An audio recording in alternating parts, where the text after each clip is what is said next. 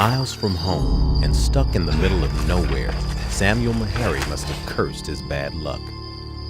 But what he couldn't have known that night, almost 2 centuries ago, is that he was headed for an encounter that would change history. The young man found himself at the doorstep of former slaves in a state that was only half free. But Meharry was desperate. So at great risk to themselves, the family took him in. Early the next morning, they helped the young farmer get back on the road. But before he left, he made a promise. I have no money now, but when I can, I will do something for your race. Time has forgotten the name of that family, Walk on. but Meharry went on to become a very wealthy man. 50 years later, he honored his vow and, along with his brothers, donated $30,000 to start a medical school for freed slaves.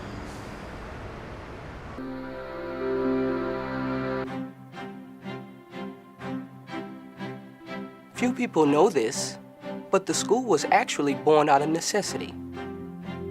After the Civil War, thousands in Nashville were dying from yellow fever, especially the former slaves, because there was no one trained to care for them. So the Freedmen's Aid Society, of what's now the United Methodist Church, started a program to train African American physicians, dentists, and nurses to care for their own.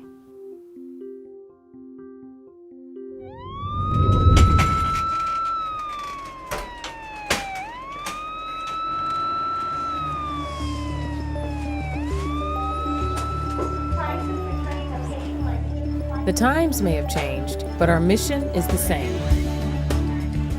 We're improving the health care of the underserved and training new generations of health professionals.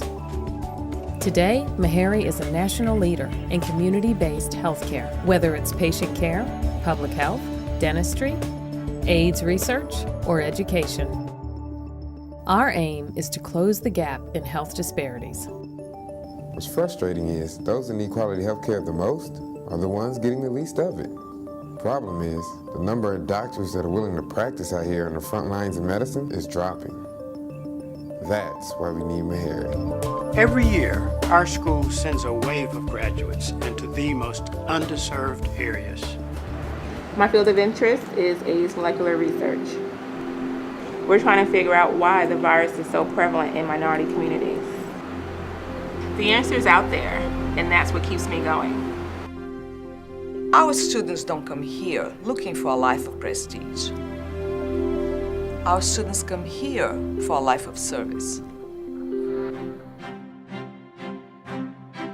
Our story began with one person reaching out to another, thanks to those of you who have reached back.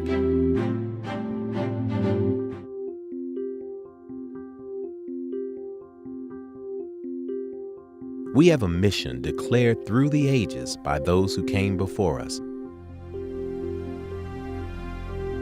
to worship God through service to mankind, guided, as always, by our past.